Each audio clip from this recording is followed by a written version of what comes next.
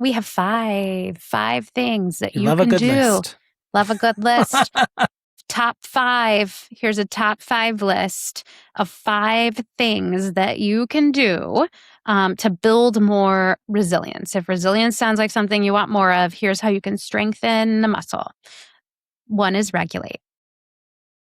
So before you solve the problem, you regulate yourself. At 4 a.m., when I was thinking, oh my gosh, is Chris have I done something horrible? I've damaged this relationship. This ruins not only one of my closest friendships, but the podcast, like all of the things I'm like, and not only that, but like, I care so deeply about you. Like, have I hurt you? And how do I repair that? That was 4 a.m. me. I didn't show up quite like that when I actually asked you about it. I did decide that I wasn't going to let it linger because it was just too important. But how you are is too important. And then making sure that I have not done something that I need to atone for, also important. But the 4 a.m. me was not the me that needed to text you about that. And so regulate. Regulate. You regulate through doing things like sleeping, breathing. Okay, like not breathing like, like deep breathing, Right. taking breaths. To be clear, you should always be breathing. Yeah, not like the life, like not the kind of breathing, the normal breathing, but like the breathing, like the taking a deep breath, which returns more oxygen to the brain, as we have talked about in the past. Movement, go for a walk, get some time outside, connect with nature. This is one thing my therapist likes to talk about all the time. You regulate through a connection with nature, which can also be co-working with your pet next to you. If you have one, put a plant on your desk. I can't keep plants alive. So, but like working with nature doesn't just mean going and getting a cabin out in the middle of a forest. Like it can mean many things. Movement has actually a lot more of the scientific power than I think. Yeah. For all of the advice we've given since this season started, and movement seems to always be one of them. Mm-hmm. There's actual science that shows that exercise supports our brain health and neuroplasticity and influences this BDNF, the brain derived neurotrophic factor, and think of this as like Miracle Grow for your brain. Well, yeah, this is number 2. Move is number 2. Move. Oh, yeah. You said move. Well, I said movement. Like that was like how you regulate, I'm how sorry, you're I jumped regulating. ahead. Yeah, no, but that's good. That's good. You're like moving us on. So you've regulated. That's one way. Take your pause, reduce your stimulation, step back, regulate yourself. First pause. What was it? Pause, plan? Pause, plan, act. No, feel. pause, pause, feel, plan, act. Yeah. Pause, feel, plan, act. Regulate yourself. So take a pause. Then move, as you were talking about.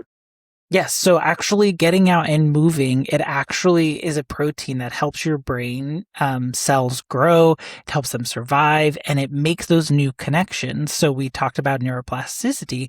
This is an important piece to that. This is actually a really important thing. So you may not have the, best workout clothes, or, if you're a Lululemon lover, you may not have the most recent trendy piece, but don't let that stop you. Get out there, like go for a walk.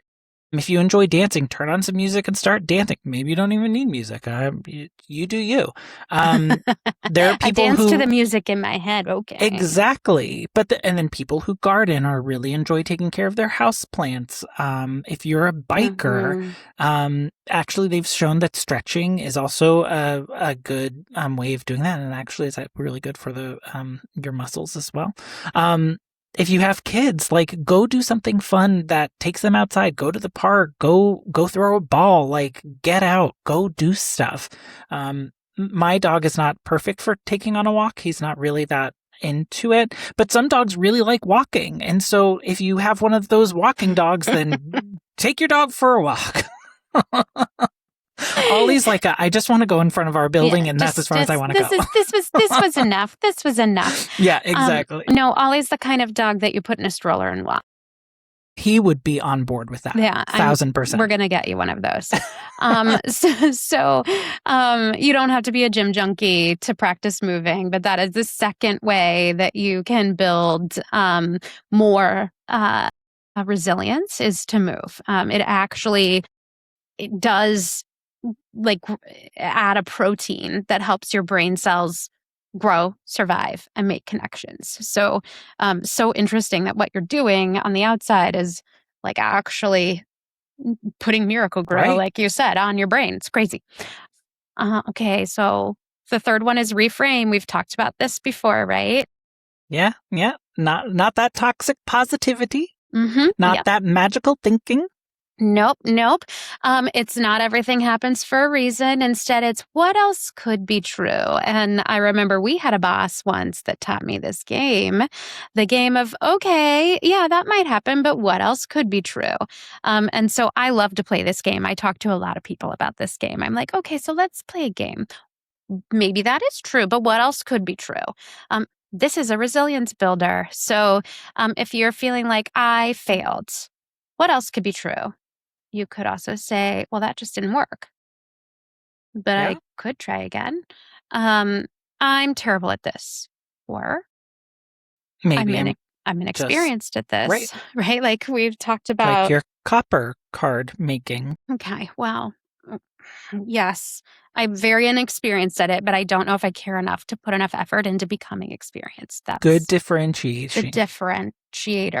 I might have to put more effort than other people who are naturally gifted. So do I believe I could become great at it if I got fanatical about putting a bunch of time into it? Yes. Would I get bored well before then? Yes. Yes. Know thyself. Yes. But we have talked about this in past episodes as well, like where, okay, just because you start somewhere doesn't mean that you have to wait to own the title until you've reached master. Like there's an apprenticeship for a reason. And so thinking about the world more in that way. Instead of saying, my life is falling apart, what else could you say, Chris? This is just really a tough time right now. Maybe I've never experienced this before and trying to figure it out. Yeah. It's a chapter. This chapter may not be the best chapter. Maybe an uncertain chapter may not be my favorite chapter, but there's a season for everything. That's right. So the goal isn't about making something bad sound good. Like that's not what we're trying to do. And that's, we talked about being realistic about where we are in things and not just like pushing things down and ignoring them. So I think that's very important to understand. Really, the idea of this is to create more than one possible interpretation of what is happening or could be happening within your world. Absolutely. Okay, number 4, connect. Yeah, we've talked about this. This is so important. We are social creatures and we need to connect with one another. And I just don't think we can overemphasize this. Like resilience doesn't mean I can handle everything by myself. That is not what, being a strong, resilient person means. Sometimes it means I know who I can call to help me through this, or I'm willing to call them, which is sometimes the harder part. Exactly. So my question is, who are your people and are you letting them be your people? Yeah. Who are your people and are you letting them be your people? And you have to be honest with them, right? That's why you have to feel a level of connection, a level of safety, because for people to really help, they have to understand what's happening. Yeah. I often in this one feel like, I should be quote unquote resilient, the former definition that I was using. I should be strong enough to just always be peppy and I don't want to be a burden and all these things. And so even though I would not apply that to somebody else, it very much gets in the way of me asking for help. And let's be very clear, asking for help is vulnerable. And I don't like being vulnerable. So it's uncomfy. So who are your people? And are you letting them be your people? Yep. Do you trust them enough to let them be your people. Now, that also means you can't always be the one that is needing, like in relationships.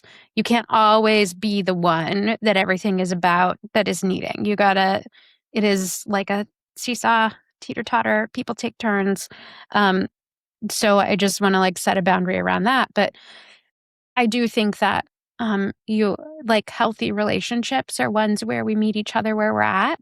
And I remember going through, speaking of being married for 22 years, I remember going through our premarital sessions together.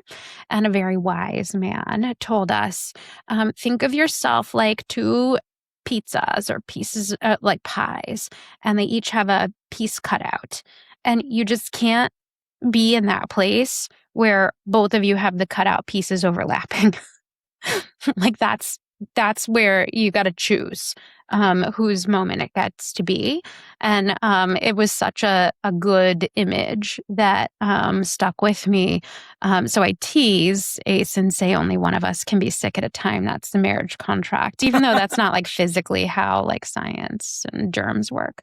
Yeah. Um, Well, but the way that I heard it talked about like relationships is like everyone likes to say, it's a 50-50 partnership, and it's like no. no, It's because if one of you is not able to do your 50, like the other has to be able to pick it up. And I don't know. I think to me, like it's such an important example of how we love to talk about partnerships and in this like equal, you do so much, I do so much, we bring it together and it's 100%. No, you have to give it your all, because there are days when the other is not going to be able to do it, whether it be because of work, whether it be because of illness, whether, whatever the thing may be. You got to, but then you also have to be mindful about you can't always be the partner is lacking. Like there yeah. has to be some give and take here. Yeah. I was looking for the book and I can't find it, but I was listening to an episode of Oprah Super Soul podcast, which I love. And she had somebody on, and I think her name was Bridget, and I cannot remember her last name. And she had a book. I think maybe the book was called The Happiness Project, something similar to that, if that's not it. And one of the things that she talked about in this search for happiness was the understanding that love does not keep score. And she talked about how she was like finding herself in her relationship with her husband saying, okay, well, this was your turn and now it's my turn. Well, you did this and now I get to do this. And she was like keeping this like mental tally or score. And she was like, love does not actually keep score. This isn't how love works. Love is fully showing up for somebody, and it's also letting somebody fully show up for you, and understanding like where people are at on their capacity journey. But like you have both a responsibility and an obligation to your partner, or your whoever you're in this whatever kind of relationship, like even if it's a friendship, to like not always be the one in only one role, like the needing role, right? You gotta play multiple roles.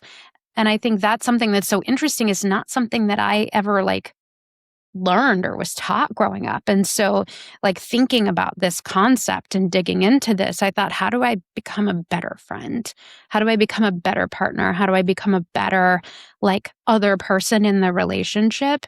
And it is that balance, because for me, a part of what I believed is, well, I just need to push it all down so that I can show up and be the person that makes everybody feel better all the time, because then I'll be wanted.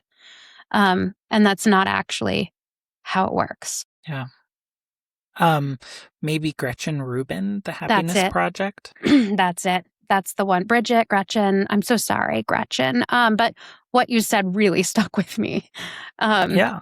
Yeah. And you're right. Like, I think a lot of these things were not taught. Like, you figure it out as you're going along. You're living life. You're experiencing things. And like, it's why, I think I'm safe to say this, like why we are both, strong supporters of therapy. Like, it's impossible for us to know everything. It's impossible for us to know how to get through every problem. Like, it's not realistic. And having other people there who know different support systems, who know different tools and resources that they can equip you with, Yeah. it's not a sign of weakness. To me, it's saying, like, I want to do better. I want to show up better. How Yeah. can I be that person? Absolutely. Okay, so number 5 is to find meaning. Finding meaning helps you build resilience. Um, so ask, what matters enough to me that I'm willing to work through difficult things? So it can come from relationships, family, creativity, service, adventure, career, spirituality, learning, community, contribution. And meaning doesn't have to explain why something bad happened. It simply helps you decide, what do I want to do with what happened? So if you had something really terrible happen in your life, and it is like stealing the joy that you are lacking, stealing your ability to live that full, happy, get the things that you want, be, that person that you want to be. Sometimes what you need to do in order to build resilience is ground yourself in, what do I care about enough? What matters enough that pushing myself to do things that are hard will ground me in, this is what I'm doing it for. And I think that's pretty good advice. Like, we all need to find, our purpose. Or I say our purpose, like that's such a human condition, is to feel like we have to have a purpose. But maybe not your greater life's purpose, because sometimes life can just be. But like, you need to find sometimes a reason to make you do something, push you towards doing something, make yourself do something that is tough. And you can draw from all kinds of things. Um, so I think that was an interesting perspective on one of the 5 practical things you can do to help build resilience. Ground yourself in why it matters.